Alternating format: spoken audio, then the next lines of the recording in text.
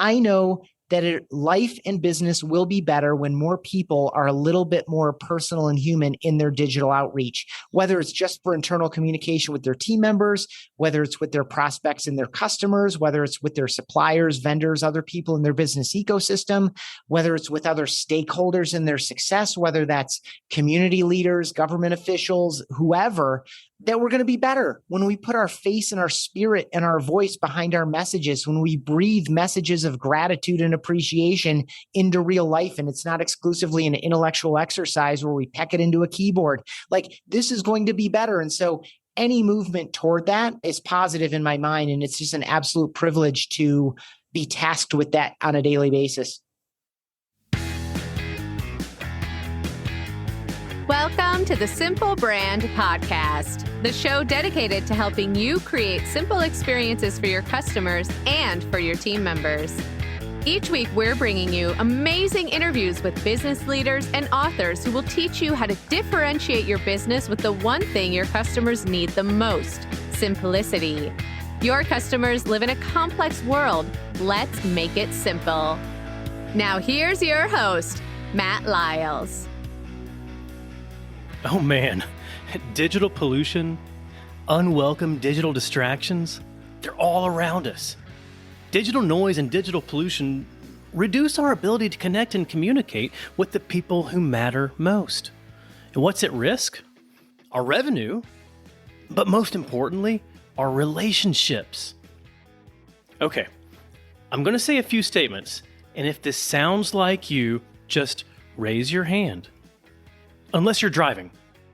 Both hands on the wheel, please. If you've ever sent an email, a Slack message, or LinkedIn message, and it's been misread, misunderstood, or ignored, raise your hand. If you've ever hosted a video call or a meeting, and you felt like you were talking to yourself because there was just so little interactivity, engagement, discussion, or feedback, raise your hand.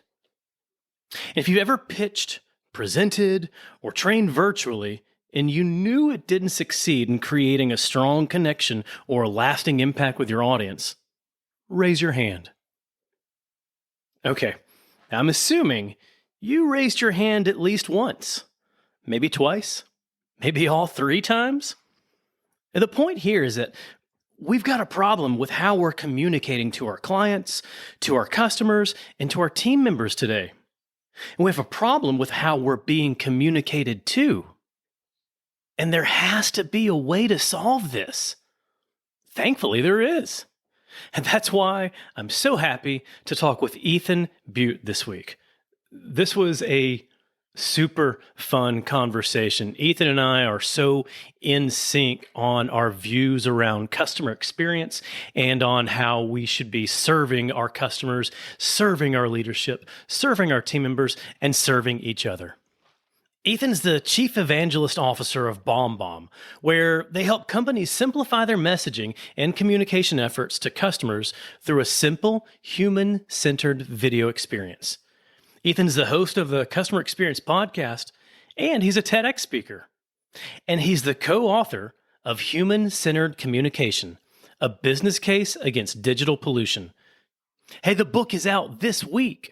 In Human-Centered Communication, Ethan teaches us how to get past all that digital pollution, all that digital clutter, and all the digital distractions to build and manage relationships that truly matter. And he helps us understand how our communications can break through all of that clutter and brand out from the crowd. So here it is. Here's my interview with Ethan Beute. Hey, Ethan, how's it going? Welcome to the show. Thank you so much, Matt. I'm doing awesome, and I'm pleased to be here. Yeah, well, I'm glad that you're here. I love the work that you're doing. I keep seeing more people talking about BombBomb, and I've even recommended it to a couple of other people who are specifically in some sales roles as ways for them to stand out. And I'm, experimenting with it myself, so I'm really enjoying it. Awesome. I'm really happy to hear that. And then beyond just BombBomb, you've actually got your podcast, and you'd focus on the customer experience. And in your podcast, I think you've asked guests how they define customer experience. But I'd like to hear it from you. Tell me how you define customer experience.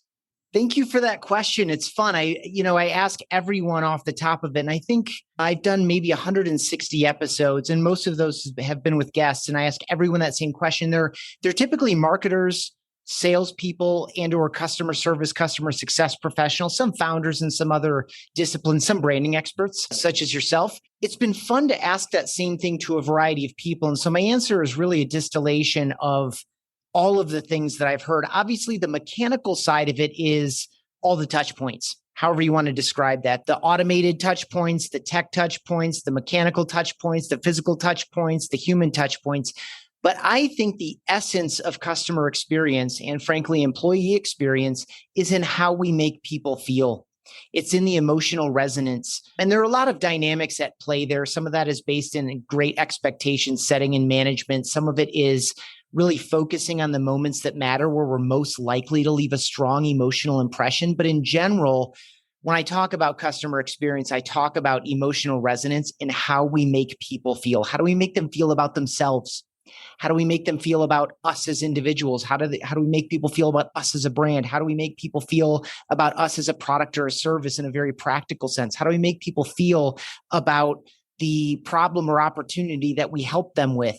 All of these things kind of play in because feelings, of course, are the foundation for thoughts and ultimately for words and behaviors. And so while we look at the words and behaviors as the outcome of it, I think it's important to walk it all the way back and to recognize that these are humans forming emotional impressions that provide the foundation for their thoughts and their words and their actions. Yes, absolutely. I love how you focus on the word feel and feelings, because what does the customer feel as they go through that experience, or even the sum total of the experience? Because you talked about how there's some moments that matter, like those are some of those big key moments. I think there should be a focus on that. I also think that there's a focus on finding out where the biggest pain points, the biggest pieces of friction are, and make sure that those can be alleviated as well. And then that creates the entirety of that feeling. Absolutely. I mean, specifically to points of friction, I mean, that's where people feel frustrated or confused and these types of things. It's where, they're on the path to whatever you promised them in your marketing material or in the sales call or whatever else. And anywhere that there is friction, slowdown, lack of progress, confusion, frustration, what are people calling your support lines for? What are people complaining about when they reply back to their salesperson, even though the deal was closed, 30 days ago? Like all of these things, there's so many ways to approach this. And I don't think that we need to over-engineer or over-architect it. I think we just need to be honest with ourselves, talk with customers more, be a little bit more diligent about gathering, the various types of feedback that we have. And we all have a lot of different sources of feedback in our businesses. And again, just kind of stack up those moments that seem to be important to customers, where either for better or for worse, and figure out how to enhance what's good and fix what's bad. There you go. Now, if we think about our leadership, a lot of times, like all the way up to the C-suite, how can we convince our leadership to focus more on how customers feel? Well, I think it shows up in the numbers. I mean, you have to work with the people that are in front of you. You have to work with the constraints and the privileges that you have in front of you.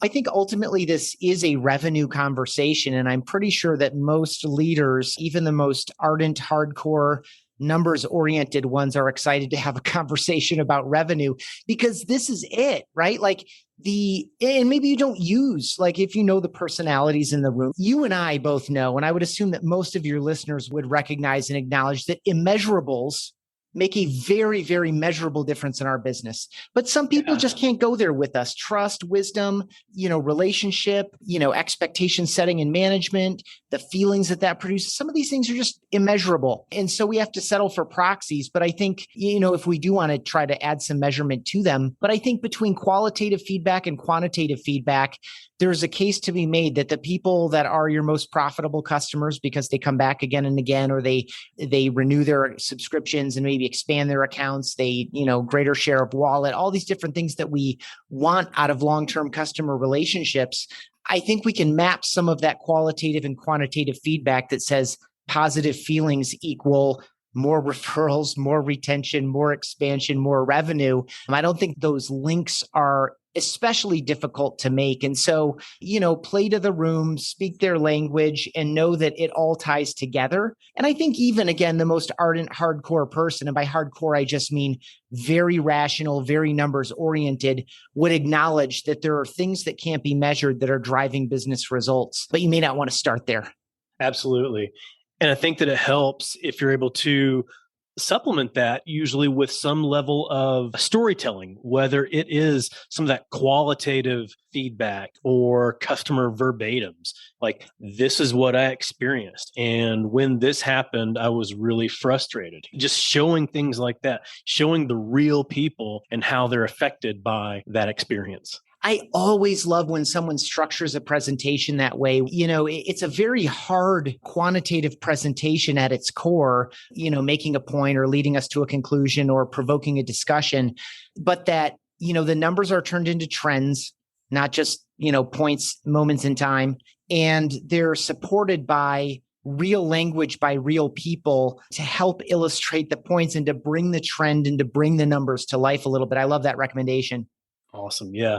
Because otherwise, if they don't see that, then it may be a long time until maybe they get that verbatim, they get that a real story, whether it's them going through the experience themselves or whether it's their neighbor at a barbecue saying, yeah, you know what? I used your company, but I got to tell you, I didn't really like it. And then they come back and say, hey, I just talked to my buddy at a barbecue and now we got to fix this. That's what we've been talking about for years, but yeah, we'll go ahead and fix it now. Yeah. And just a really practical point for folks who are listening. They're like, yeah, that sounds interesting. Just a couple practical things. We use Chorus at BombBomb, but folks might use Gong or another tool. Like as your salespeople and your service people are having calls with customers, typically these types of services are recording them and you can do searches through the automatic transcriptions. There are verbatims everywhere, especially if you're in good relationship with those folks and they can point you to really interesting conversations that they've had. I think more people should be listening to and watching customer conversations if they're not conducting them themselves. And then we have 2 different NPS surveys that we're running out of 2 different systems, but we feed both of them into one common Slack channel that anyone in the company can see. I read it every single day for better and for worse. And the thing I'm always looking for verbatims because again, and then we can move on to a new topic, but this divide between the number or the moment in time or even the trend versus the words people are using. We all know in something like an NPS survey that an 8 is not an 8. There's an 8 that coulda, shoulda, would have been a 10. And there's an 8 that really, if we got kind of like read the feedback on it, the verbatim, it really sounds a lot more like a 5 and they're just a very generous person or an easier judge, right. But they're very dissatisfied. And so I think really getting into those and then grabbing those and using those for other purposes can be really, really useful. That's it. It's taking that time to be able to listen to or read what real customers, what real people are actually saying. So earlier you mentioned something, and I want to go back to it. You talked about the customer experience, but you also talked about behaviors and outcomes. So talk to me more about that. What's the relationship between customer experience and behaviors and outcomes? They're all really intertwined, but when we think about the way the human mind operates, it starts with feeling, intuition, that type of a thing. We push it to rational thought sometimes, but we tend to avoid that just to conserve energy as human beings, as like organic living creatures. We like to conserve our energy. And so the greater share of our decisions are made subconsciously and emotionally. And there's also a connection between emotion and motivation. And we can get more into the details on this, but I'm thinking of multiple conversations I've had with my friend Dan Hill, who is a PhD, author of multiple books, holds 7 US patents in the analysis of facial coding data, and an emotional intelligence expert. And those are impressive credentials and hard earned. And absolutely, he's worthy of all of them, of course. But to dumb down a lot of his teaching, it's without emotion, there is no action. And so this idea that we can reason our way to changing people's behavior, much less changing their mind, is a fool's errand. And so we need to think, this is why feeling is so important and why we need to think about the way something sounds and the way something looks and the way something feels, not just exactly what it says or exactly what it looks like, because there's a gap between those things. And so basically, feelings are the foundation. By the way, emotions are also related to memory. Things that are emotionally charged, positive or negative, tend to be much more memorable. And of course, this becomes the raw material for intuitive decision making, subconscious. It's not irrational, it's outside rationality, decision making, which is, again, the vast majority of decision making. So feelings sometimes provoke thought, but feelings often inform decisions, which are fundamentally actions. At some level, we're making decisions whether to act or not, or how to act, or are we going to go down route A, B, or C? And even when the rational mind gets involved in that decision making, the emotional resonance is informing how we feel about the different options. Yeah, definitely. And to put that into a familiar experience, or at least a familiar experience for me, a few years ago, my family and I went to Disney World. And you look at it at the whole, and yeah, it's a fantastic experience. But rationally, how much of our time was spent standing, waiting in line? Probably the majority of our time, I would venture to say, was just standing in line. And rationally, people would say, well, I would not choose to have a vacation like that. But the emotions that we felt during the rides, during some of the biggest experiences, that's what drove our memories around, yeah, we totally want to go back now. Absolutely. And then just to stay on your, if you break it down rationally, I mean, just think about the cost as well and the logistics. It's not easy to do. Yeah. There are tons and tons of people. And even if you stay at the, the downgraded resort or hotel options, it's still not cheap. And, you walk all that out. And now let's put it in the context of commercial relationships with our customers. People will go out of their way. People will spend more than you might think they could, should, would. These decisions are not even any product or service decision. It's not just people might go, well, let's set this on the side. It's Disney, it's family, it's vacation, it's childhood, it's memories, it's stories, it's the family photo that's going to go on the holiday card this season. Right. That's the same thing we're doing with all of our other products and experiences. We're buying on hope. We're buying on expectation. We're buying on the promise of capitalizing on an opportunity or overcoming a problem.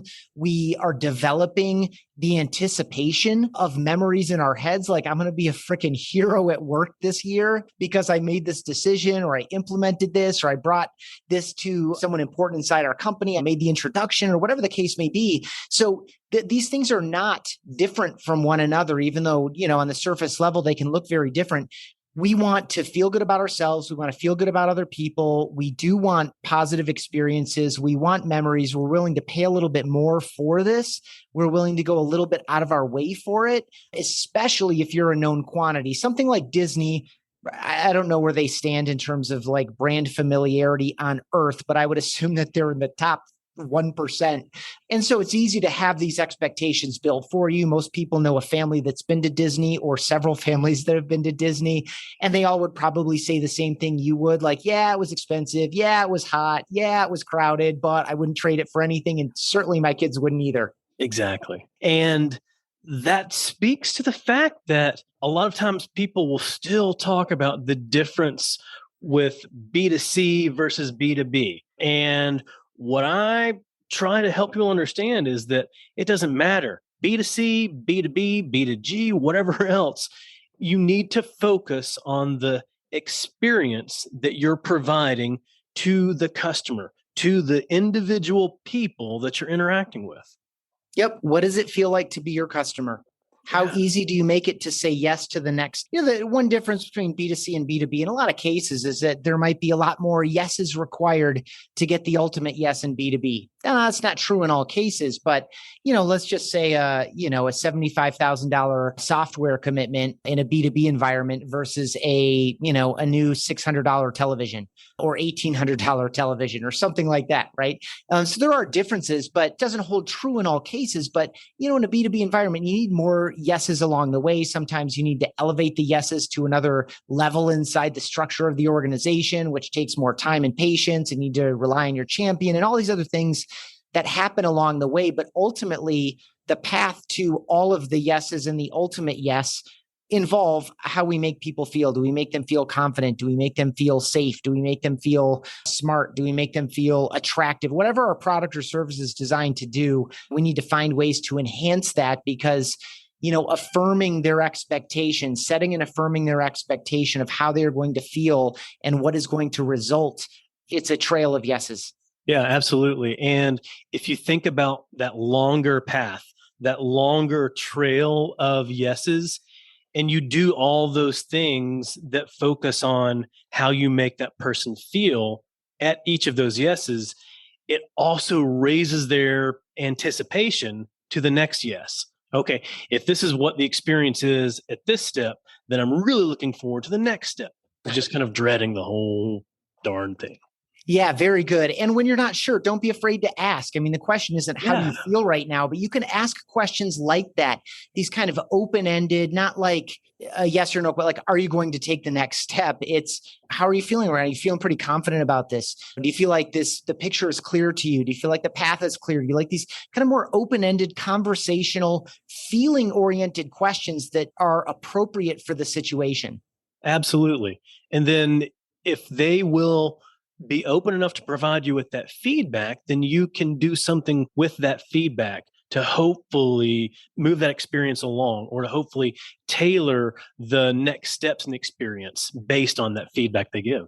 Yeah, very good. And just to tie it back to an earlier point in our conversation, if it is especially interesting or challenging, or it's the third time you've heard it in as many days or weeks, make a note of it, keep a record and say, in these types of moments, when we have these types of conversations, this is the range of type of responses we're getting from this type of customer. This is the range of responses we're getting from that type of customer, or this is something I've heard 4 times on my last 6 calls, that type of thing.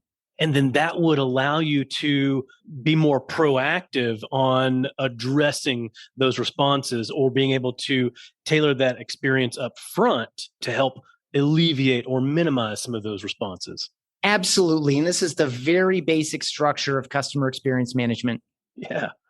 Well, as it relates to customer experience management, I've heard you talk about personal experience versus personalized experience. What's the difference between those two? Love this topic. Love this question. I love the lengths you went to be familiar with some of the things that are important to me. It's really like, as a guest, I feel honored by that level of attention and engagement. I really appreciate it. I think because the tech is powerful and inexpensive and getting more powerful and less expensive, and it's getting into more hands. People used to say like marketers ruin everything. And I don't know that that's completely true or completely untrue. It's somewhere in between, but they can ruin everything. Correct. Yeah. And now sales is equipped to do the same thing with some of their powerful tech. And, there's this rush to be personalized. And generally, I put personalized in the category of some range of variable data. At the dumbest level, it's just simple plug and play. Like, hey, I noticed that you've been at X company in Y role, right? Just like dumb plug and play. Yeah. And the machines do that outright. Other, at the higher end of personalization, whether it's a LinkedIn request or a cold email or a follow-up or something, there are a lot of services that do gifting. And so people are looking for a favorite sports team or a hobby or an activity, and they'll kind of pepper things with that. And that's getting a little bit more personal for sure. But to the degree that it's being executed with a, go get the name of a professional sports team, or go get the name of the university they attended, or go get the name of their hometown and type it in here when it's time to send this email in this cadence or sequence or process, that's personalized at a basic level. Another good layer of personalized, because we can't be personal all the time, and we'll get to that tension in a minute. But another good use of personalized is very, very tightly segmented. So, as you're trying to communicate with people in your database, speaking very generically, or in your CRM system or whatever, this variable is true, this variable is not true, this number is between these ranges, and the geographic territory is within this, set of states or countries or zip codes or counties or whatever the case may be. Like, let's see, pick 5 or 6 pieces of data. These 3 are true, these 3 are false, or between this range or whatever. You get the point. Then I'm going to craft a message for that type of prospect or that type of customer. And so it's got this personalized layer. It's like, hey, you're getting this because this is true and this is true, but this isn't true. I'd love to talk to you about that, or I'd love for you to attend a webinar about that, or I'd love for you to, watch this video about that, or whatever the case may be. And so that becomes personalized to things we know about the types of people that fit these 3, 4, 5, 6, 7 criteria: industry, role, title, account size, company size, revenue size, all these different things. And that's good. And it's better than, what was standard even a decade ago, which was mass everything. Dump the same message on everyone, period, which is just, it's lazy, it's ineffective, it's become less effective, and the tools have gotten better and easier so we can do the types of things that I'm describing. And that's nice. But there's something different about getting an email or getting a video message or another type of outreach that is truly personal. It feels different. We know that it's different. It's like, oh, this is different. Oh, he's speaking to me personally. Oh, he didn't just pick 2 pieces of information off my LinkedIn profile or 2 pieces of information off my company website. Like, this is a truly personal touch. And this goes back to the moments that matter conversation. This goes back to how we make people feel, which is why I love that you weave this in at this point, is that there are moments where it makes a big difference for someone to feel seen, heard, understood, and appreciated. And when we're truly personal and we take the time to do it, even though it's not scalable, and frankly, because it is unscalable, that's what gives it its meaning and value. That's why someone receives this type of outreach as a gift of your time and your attention. And this is the kind of experience that's remarkable, even especially maybe in the face of all this technology where people are getting closer and closer to making something personalized seem like it's personal. Humans are still adept enough, and these digital channels are still emotionally impoverished enough that we know the difference when something is truly personal. So my challenge around this is just, not only do we have to find the proper, another way to have this conversation is tech touch versus human touch. Like, where can we get by on a well-informed tech touch, and where should we really employ a human touch? And my challenge for folks who are listening, who are like, yeah, okay, this makes sense, this is interesting. Challenge yourself to do some of the unscalable things until you really feel the pain around it. I think a lot of us, because again, the tools and tech are abundant and powerful and inexpensive. There's a tendency to say, we can't scale that. Let's just point the machine at it and turn it on and let it go. We don't know the ramifications of it. We can say, congratulations, we moved this number from 2.4% to 3%. Hooray, it's a 25% lift, 0.6% on a 2.4%, and high five. But we don't know about that 97%. How many of those people are now unreachable to us? How many of those people had a negative experience because it felt like it pretended to be something that it wasn't? It pretended to be personal, but it was just kind of clumsily personalized. I get this all the time on my LinkedIn profile because, I'm in a couple of communities, right? And so it's become a little bit in vogue to say, hey, community member, you should declare yourself as a position on your LinkedIn profile as a member of this community. And I've obliged. And so I'll get outreach saying, hey, I love the work that you're doing in the community. Like, I'm just a member of that thing. Like, the people that created that and ran it and built it and grew the community would have a lot to say about the assumption that, I'm responsible for it. So anyway, that's just a bit of a monologue that you triggered there. I think it's really important. I think the unscalable gets a bad rap. And I think those of us on the receiving end know how much different and better it is when someone goes a little bit out of their way and does something a little bit unexpected and a lot bit personal. And yet, we're very often resistant to suggest to ourselves that we can afford to make other people feel the same way. And I think we should just challenge that assumption and carve out a little bit of time and do some unscalable work every day. You've said the term unscalable often, and I really appreciate how you focused on that, because a lot of times I'll talk to people and their focus is around efficiency.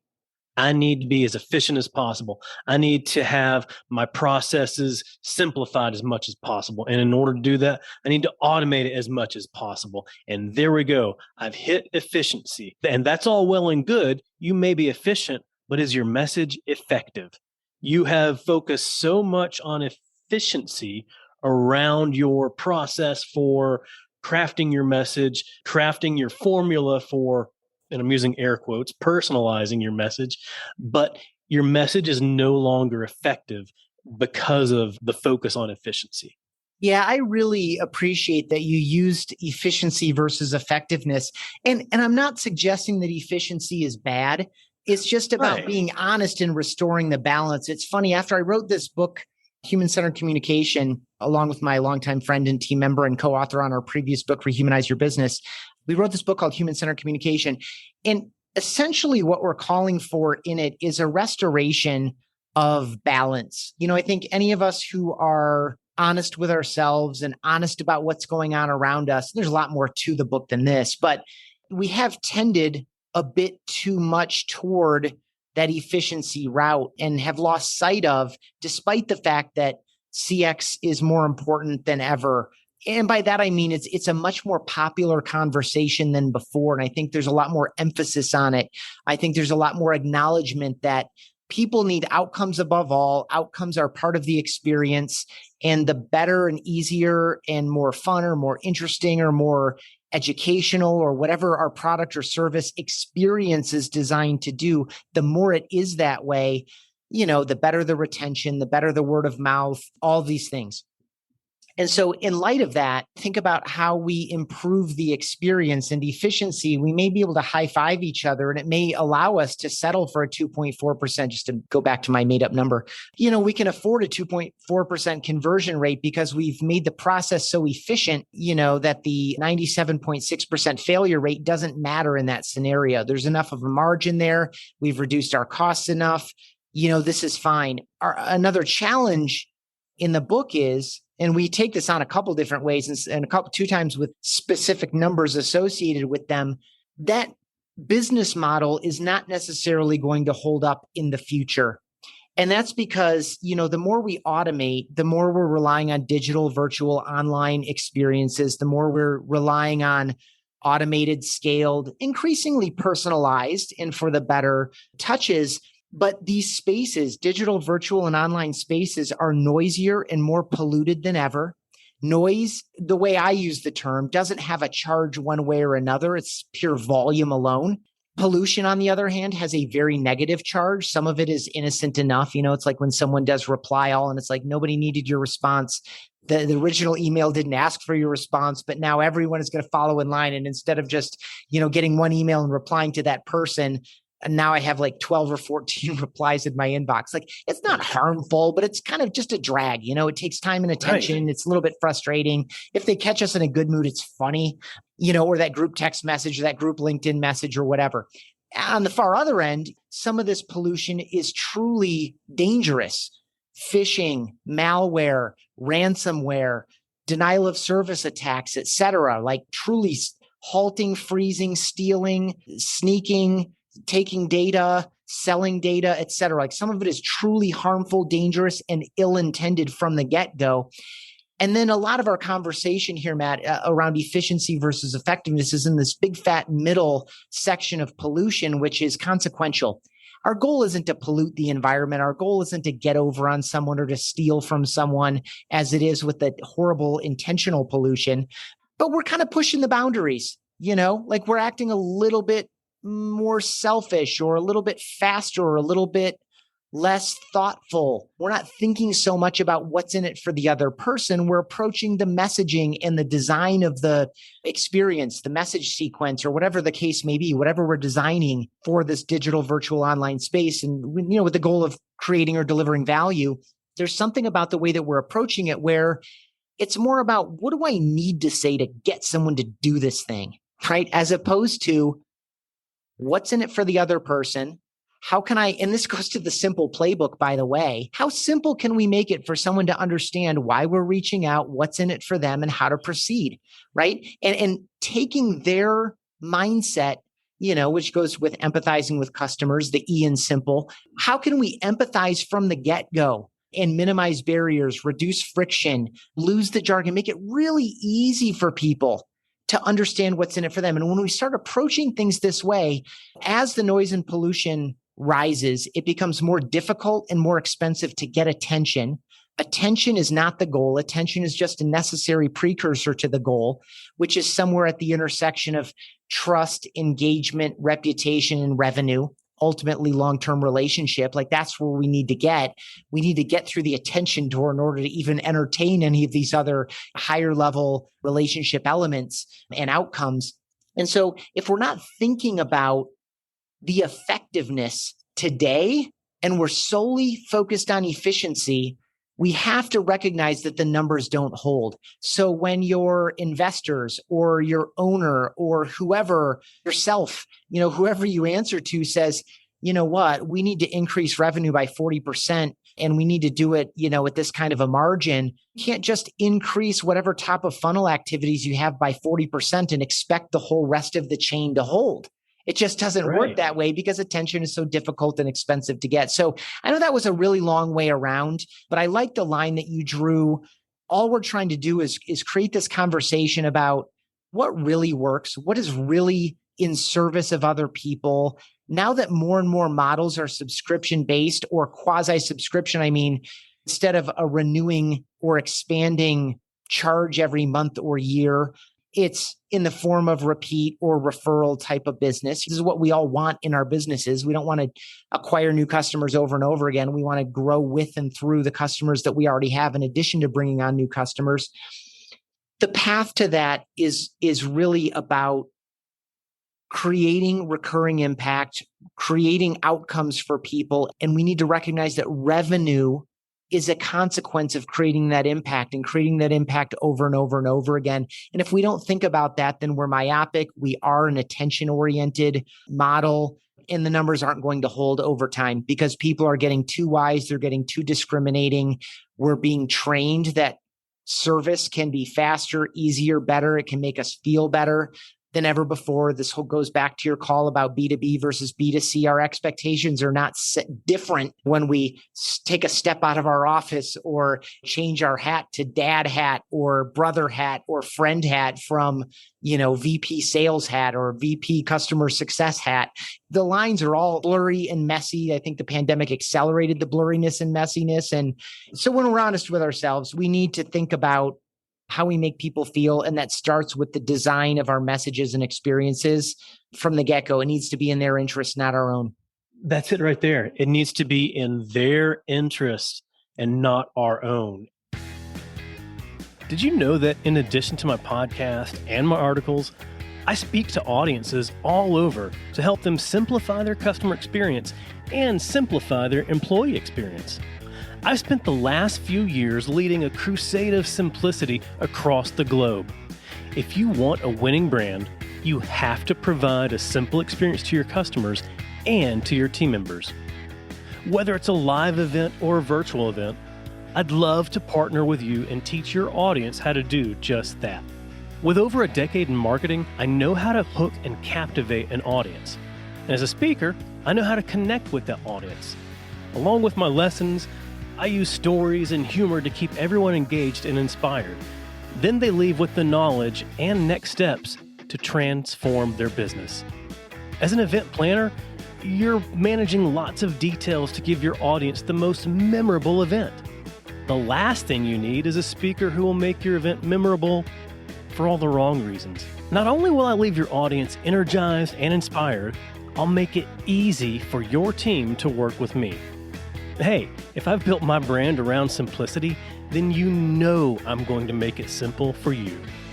When you visit mattlyles.com/speaking, you'll find everything you need to know, including details on my topics, promotional materials, and most importantly, a link to connect with my team so we can book your event. So visit mattlyles.com/speaking. I can't wait to help your audience brand out from the crowd. A lot of times it's just human nature to focus on our own interests. But if we focus on others' interests, on others' wants, on others' needs, if we follow what I like to refer to as the platinum rule, do unto others as they would like have done to them. I think that's it. Yeah. If you focus on that, then you will have that success. You will get that value from the experience that you're providing them. So yeah, I love how you put that. It's being able to focus on others, not ourselves. Great call. I love that you called out the platinum rule. We do have a couple of discussions in the book on golden rule and platinum rule, and we're definitely of the same mind on that. There you go. Love it. Now, you talked about digital pollution. So I'm curious, how are people managing the digital pollution that they receive today?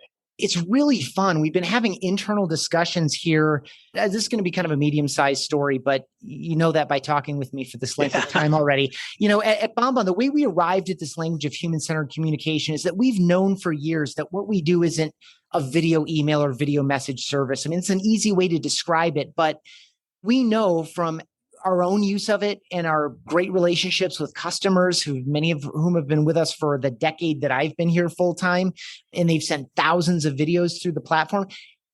Video is just the means to an end. It's just the medium. It's a container for our messages. What this is really about is putting our best and our most full virtual version of ourselves forward. Obviously, in person is best, but communicating more with our whole selves for clarity, for relationship, for benefit.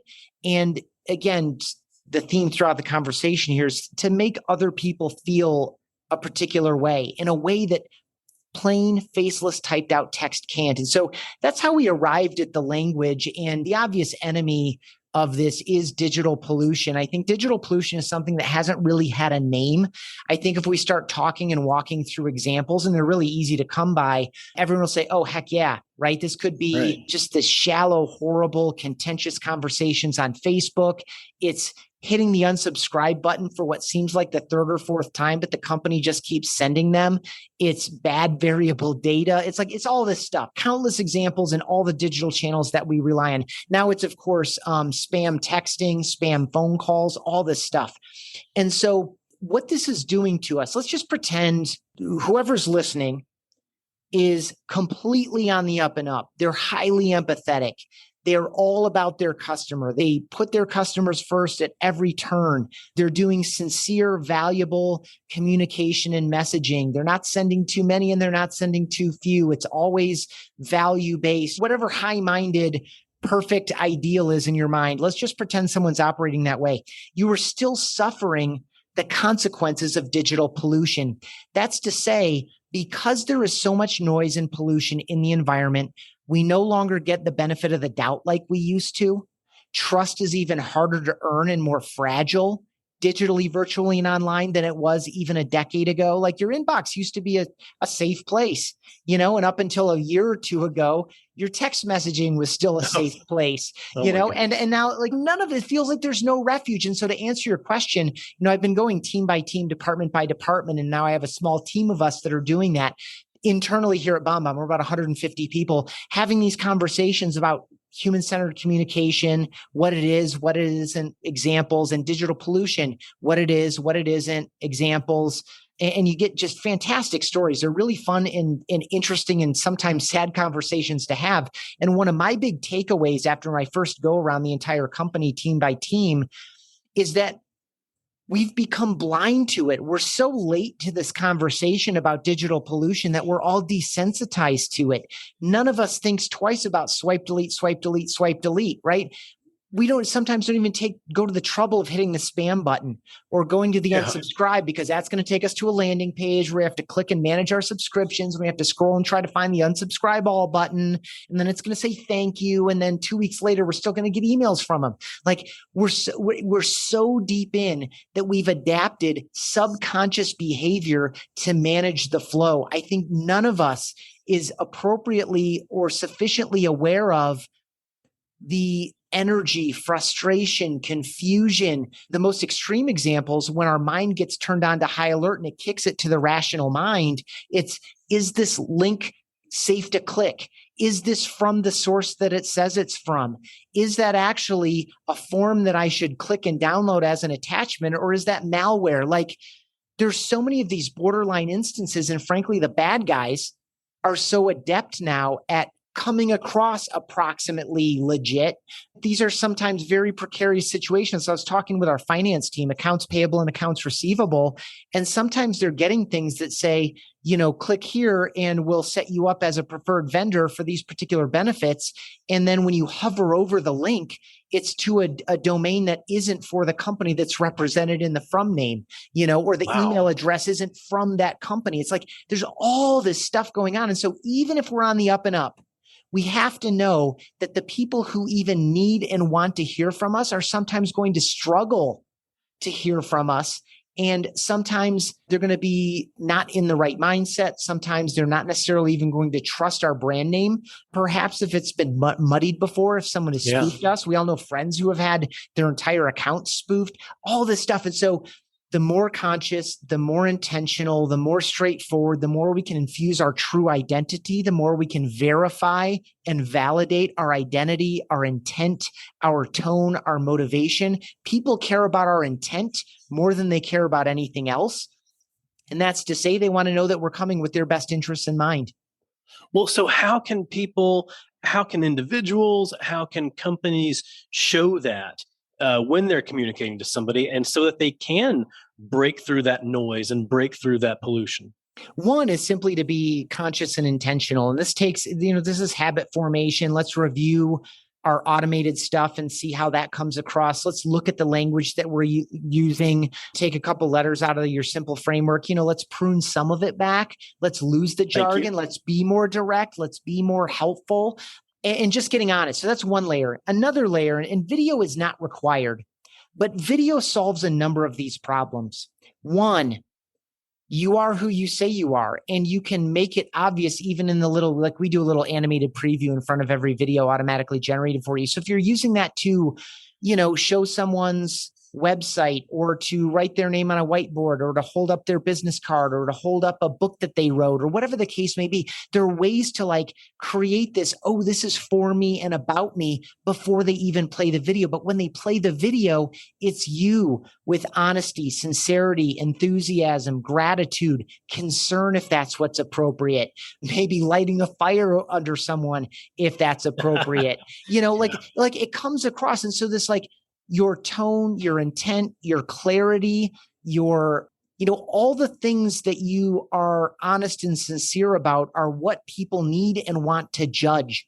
And when we send in channels that don't allow us to communicate those things, then we leave them to wonder. This is why virtual relationships are so fragile. This is why digital and virtual trust is so hard to build and so fast to break, is that it's devoid of some of this rich human, I hate to use the word, but I will, data, right? Information that people are reading off of us, that we're expressing automatically, that people are reading from us automatically. And yes, this is facial expression of emotion, it's body language, it's tone, it's pace of speech, it's smiles, it's congruency between what you're saying and how you're saying it. We've all seen that press conference from that celebrity or athlete or politician with that sorry, not sorry apology, right? Like that dude doesn't mean it. And we all know it. Likewise, if you were to turn on an international channel online or on some, television type service, and someone was giving a press conference in a language that you don't speak, say German, Mandarin, whatever,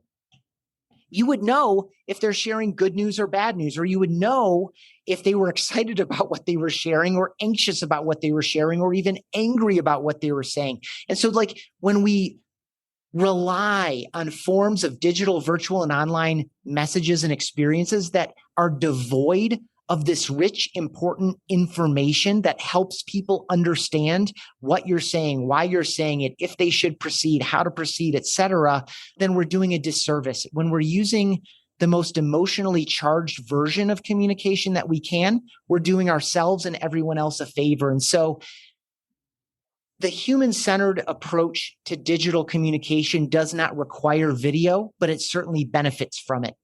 It does. And to your point, and I know you kind of said the word data and said maybe not the best connotation around it, but it's so true. I mean, even as individuals, one-on-one, when we're seeing individual, we can get so much more information, so much more data from that other person when we can see them. Before, well, I guess this was before 2016 at least. One of the things I used to love to do was watch presidential debates with the sound turned off. I would love watching presidential candidates debate each other with no sound and just watch their body language, their facial expressions, everything they did, and I could gather from that who was really winning the crowd over just based on all those pieces of data that weren't the words they were saying. So good. And the other interesting thing that can't be overlooked here is someone might say, wow, Matt's a really interesting dude. He's going like above and beyond to kind of delve into this human facial expression of emotion and nonverbal communication stuff.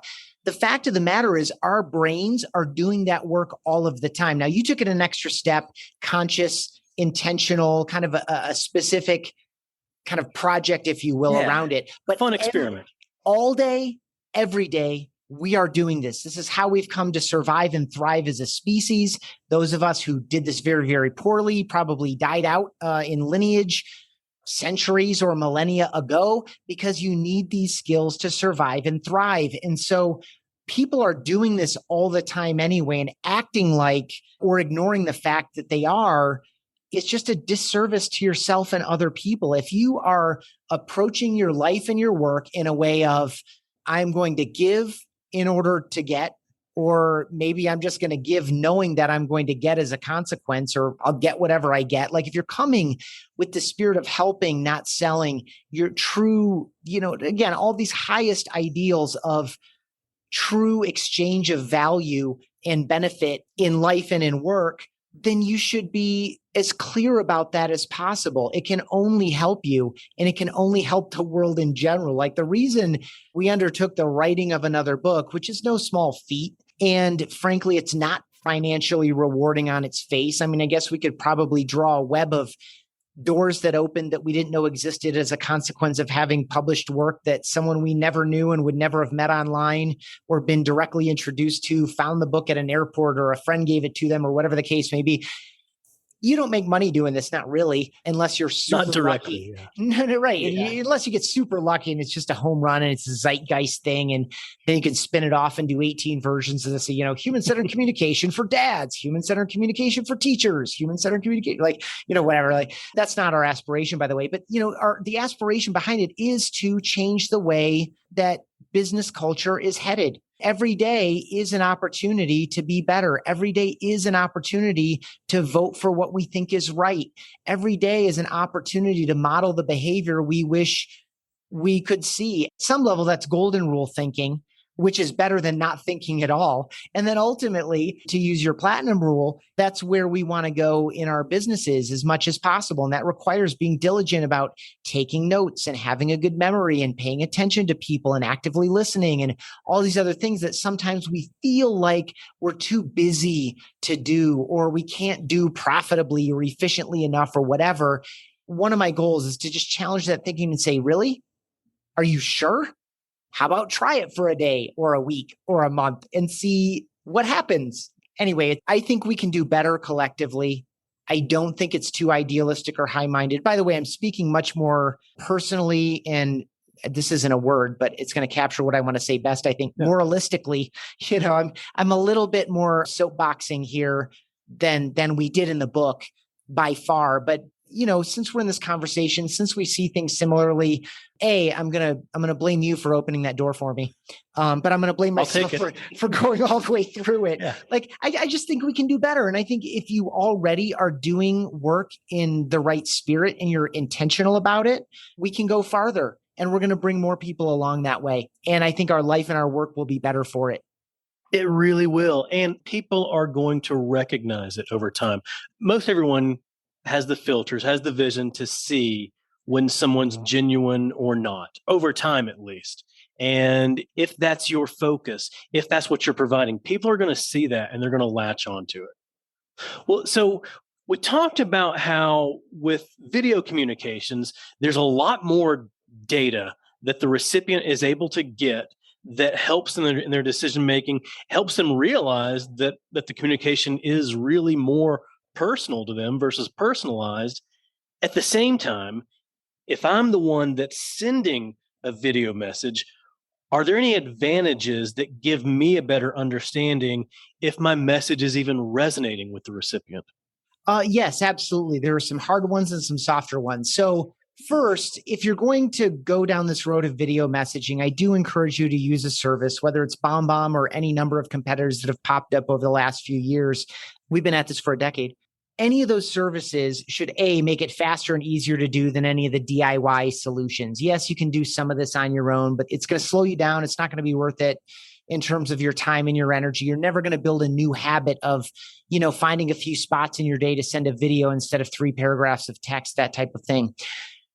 And most of these services should be able to tell you which videos are getting played, how often they're getting played, how long people are watching your video. And so there's some immediate data there, right? And so in light of things like in the next version of iOS, Apple is going to allow people in the vast majority, if it's the same thing as ad tracking, the way they use the language is like, do you want to be tracked or you prefer not to be tracked? In this case, it's going to be, do you want mail protection or do you not want mail protection? Everyone's going to say, I want mail protection. You're not going to get open data as soon as, sometime this fall. You're not going to get open data on iOS opens. There's some qualifications there, but that's just an example of, some of the stuff is going to go away. So the video play data becomes even more important and valuable. But the other more fun and wonderful thing is that you're going to notice, if you think this is an interesting idea, recording a simple casual webcam or smartphone video in place of what would otherwise be typed out text in an email, in a LinkedIn message, in a Slack message, etc.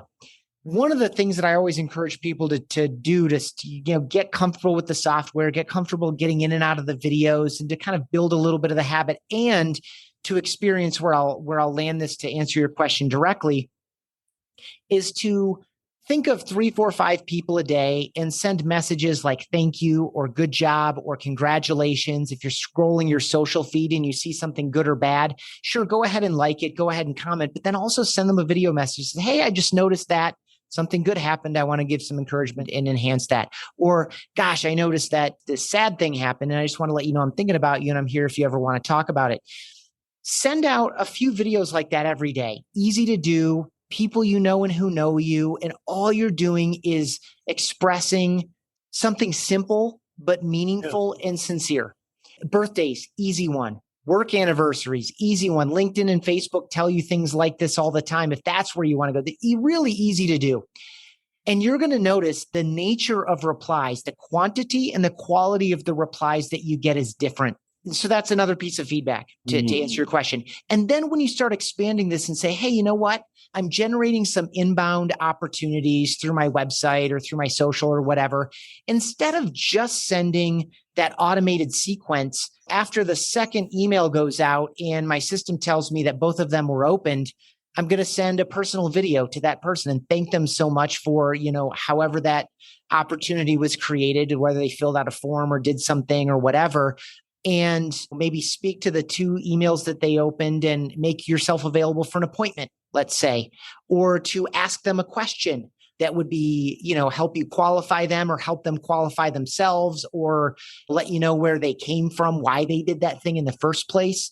And you'll notice that whether it's the nature of the reply that you get to that, or whether it's, they're scheduling appointments off that the conversation starts in a different, deeper, warmer place, that there's this psychological proximity that you've built. You do not know this person, but because they spent 60 seconds or 90 seconds or 43 seconds or 2.5 minutes with you through this video that you created, they approach you differently, period. They do. It's a parasocial relationship. They form some type of psychological proximity to you, even in the absence of physical proximity. Like you haven't gotten together, but they still feel like they know you. And it's an interesting dynamic. It happens all the time. And the more video that you use, podcasting works the same way, by the way. We all know that person who, we've listened to 10 or 15 of their episodes. We feel a little bit like we know them. We know how they pace their speech. We know some of their favorite turns of phrase. We know how they respond at the end of like a really good take from a guest, And then when we meet them in person, it's like, oh my gosh, like I've spent hours with this person before. I just spent 45 minutes with you yesterday, even though it was just through my earbuds and in my head while I was on a walk. There's some really powerful human things that happen when we make ourselves available in more rich ways that satisfy the needs and wants of human beings. So that's my long way around. There's some hard data that'll tell you that it's happening, that people are watching the video, which, by the way, congratulations, you got an email open, but did they even read the email? How would you know? You don't. But if you send a video in that email, you know that they watched 62% of your video. Therefore, they heard X, Y, and Z. And so you know that they know that. And now, whether it's a phone conversation or a follow-up video or an email exchange, you know where they are. And so you can empathize with them better and get closer to serving them with platinum treatment. Yes. Yeah, absolutely. And going back to one of the things we talked about earlier was everyone wants to feel valued. And I think just being able to see that video message or being able to see that, something that's a bit more tailored to me, knowing that someone took that time, even if it was just, 1 or 2 minutes or less, someone took that time to craft something dedicated directly to me. I already feel valued and I'm much more invested in the experience with them. I'm much more committed to moving forward with them. Yes. And I want to walk it back for folks that are maybe in a higher volume, lower margin business. Really quickly, well, this listener may have left us a while ago, potentially, but because of my offerings. But, the best customer experience is an appropriate experience. I don't expect a human being from Amazon to send me a personal video thanking me for my purchase. They've set that expectation. They've managed it. Amazon delivers an amazing experience for me. We can talk about some of their other questionable practices and some of the other things they get negative press for and, make some separate decisions on that. But from a customer experience standpoint, in terms of selection, ordering, returning if I need to, I don't ever communicate with a human, but they're meeting or exceeding my expectations every step of the way. And that's fine. And so into this video piece, if you are operating in a business where you truly is unscalable to do this across customers, you can record a video once with as much information as you know about that type of person at that stage of relationship and make it feel as relevant as possible. And it's going to go farther than text alone would. And so you can record a video once and use it over and over and over again as appropriate. And so there are in-betweens. We've drawn some of these efficiency versus effectiveness, scalable versus unscalable. There's a big fat middle here, and there are lots of ways to do the things that we're talking about in a way that will fit your profitable, successful business model and still make your customers feel amazing. So I just wanted to give that permission to people to say, I need to adapt and deviate from what these guys are talking about in order for it to work for me. That's absolutely true. So I just wanted to offer that for folks that are somewhere in the middle. I can't go all the way with these guys, but I like what they're saying. Cool, go as far as you can. That's it. Yeah. Go as far as you can. Figure out what you can do in your business. And it's still going to be more valuable than whatever previous message you were sending. True.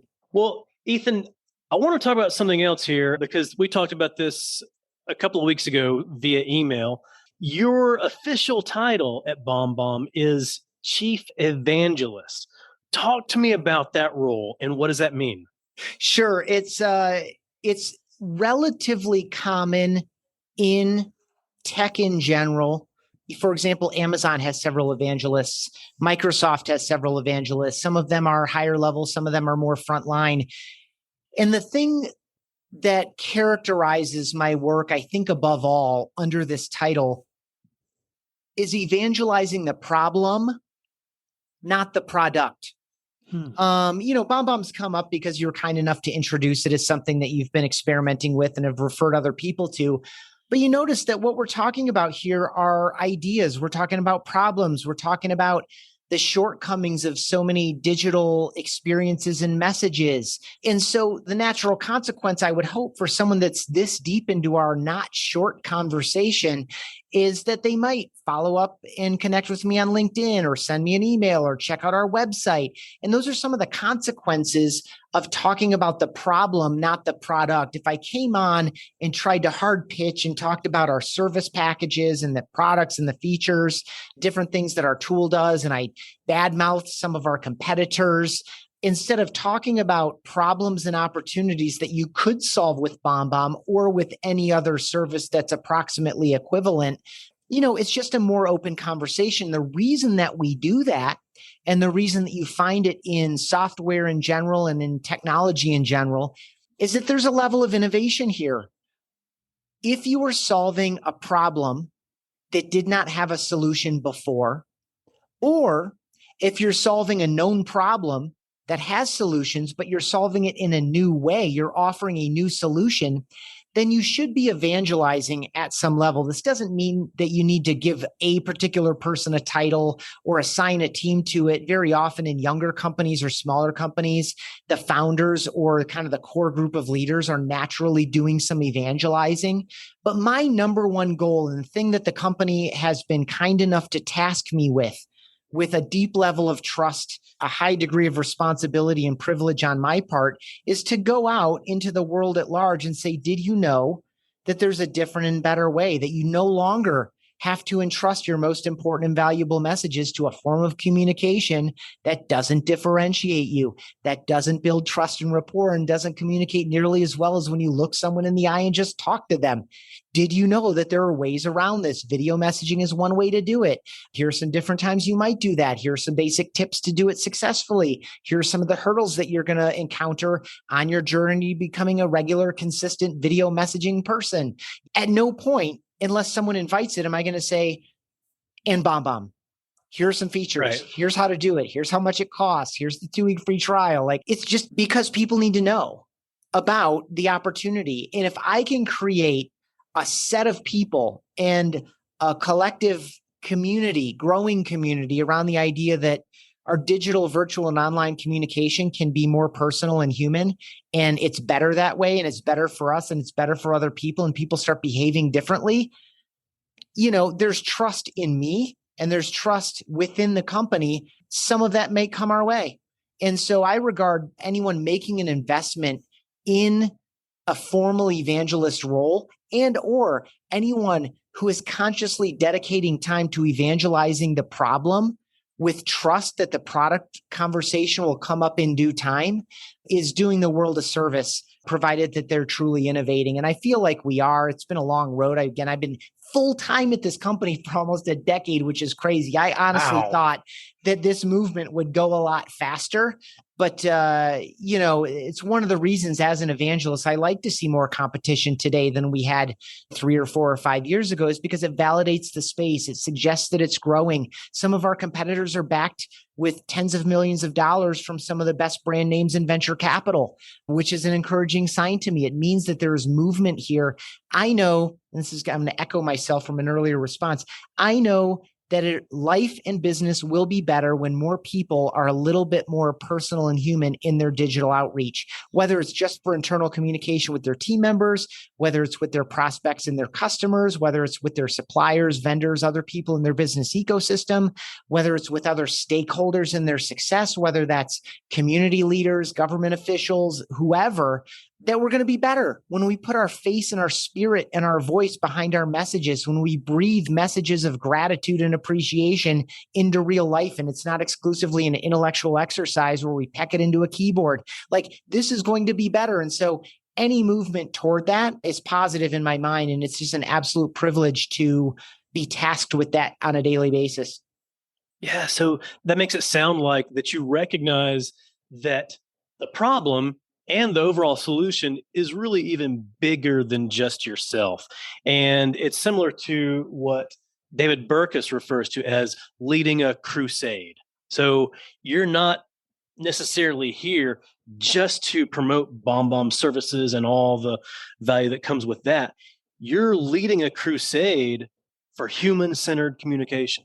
Thank you for saying it in that way. Yeah, I mean, it's really interesting. In this book, by the way, I mentioned Steve, my longtime friend and team member and chief marketing officer here. We hand selected 11 of our expert friends to be included in this conversation. We go much wider than video, email, and video messages, Right. which is the essence of Rehumanize Your Business. Was all about video messaging in particular, what, how, why, when, etc. And several of the people that we included use competitive services. For those who, I'd say of the 11, I'm making the number up, but of the 11, maybe 6 or 7 are consistently sending video messages. And so when that came up in our interviews, it comes up in their chapters. Some of them are doing it with competitive products. A couple of them are on the boards of directors of a direct competitor of ours. Like, we don't care. We want people to be more successful with their digital messaging. We want people to be more conscious and intentional. We want them to serve people more effectively. And so we invited people into the conversation that we think can help. Product aside, we're addressing problems and opportunities in this book that our company doesn't even directly solve. We just want to raise the conversation because it's important. Absolutely. And all the people you interviewed, your competitors, whether they're using your service, somebody else, you're all on the same side in that fight against digital pollution. Yeah. And I love the word crusade. I like the way that you use it. I like that you sourced it here because it just has like a fervor to it. Like, I hope it comes through for anyone that spent this much amount of time with us in this conversation, that I care. Like, this is important to me. And it's not because it's my job. It's my job because it's important. And I've developed a lot of expertise in this area, and I can solve a lot of problems with people. I can do a lot of diagnosis and prescription. But above all, I do all that, and I've developed that skill and that expertise because it's important. It's a real problem. It's something that is very present in our lifetime. It's something like, this isn't, the challenge with digital pollution is that it's a lot like environmental pollution, in that it's big, it's hard to get your hands on. There are so many causes and sources, and it's just so complex. Some of it is diffuse. It's not even clear where it's coming from. It's not a matter of writing more laws or better forcing the laws that are on the books, although that would help. Like, it's a big problem that's not going to be solved tomorrow. But if we don't talk about it, we're just going to continue to adapt behaviors and be unaware of them and suffer unnecessarily as a species. I mean, at some level, the lack of trust in the stability in these digital experiences because of all of the pollution at some level tears at our social fabric, because the fact of the matter is, no matter what the pandemic or the Delta variant or the Zeta variant one day is going to do, like, no matter what happens, we're going to be spending more time in digital, virtual, and online spaces. And we can make those spaces better or worse, right? Like, we can go to the park and have it be nice and healthy and vibrant and clean and a nice place to spend time alone or with our families or with our friends or whatever. Or we can go out there and the trees can be half dead and the surface water is polluted and you can't really see the mountains because of all the pollution in the air. Like, there is a parallel to our online experience. It can be cleaner, better, and more healthy than it is today. And if we don't do it, then who will? And I don't know, again, that sounds a little bit high-minded or idealistic or moralistic, but it really is made at one decision at a time until it becomes a cultural component and it becomes a little bit more normalized that this is how things are, not just how things could, should, would be. Right. And I think it recognizes too that as we continue to move forward in time, the digital pollution may evolve as well. And so if you're only focused just on bomb, if you're only focused on video messaging, then that doesn't necessarily meet where digital pollution may evolve to over time. But if you're focused more on that crusade of human-centered communication, then you can continue to battle digital pollution as it evolves. Well said. It makes me think of chapter 16. For folks who haven't written a book, like, you have this core idea and you develop it and you work through and you wrestle with it and you get some feedback on it. But there's still the last chapter. Like, what the heck are we going to do with the last chapter? How do you land the plane? Right. And it's really funny because I love the way it turned out, and it really gets exact, and I'll just tease it. I won't get into it, but it really lands exactly where you just were, which is what happens when a video, a synthetic video, a machine generated video is just as believable as a truly personal video. What does that mean? I feel like, there's a lot of, and now I'm getting slightly political because it's impossible to talk about post-truth without the geopolitical setting and motivation for the post-truth environment that we're in, where the source becomes what's true or not true, not the actual information. Like, we don't actually judge the information, we're judging the source. What happens when the source of the information is easily faked to seem to be something that it isn't? Thinking of deep fake videos here. So that's how we kick off the last chapter. And I think we resolve it well. But, to your point, pollution is everywhere. Pollution is adapting. Unfortunately, unlike environmental pollution, and I'm not letting anyone off the hook here, there is no financial motivation to create environmental pollution. There is only a financial motivation to tolerate it.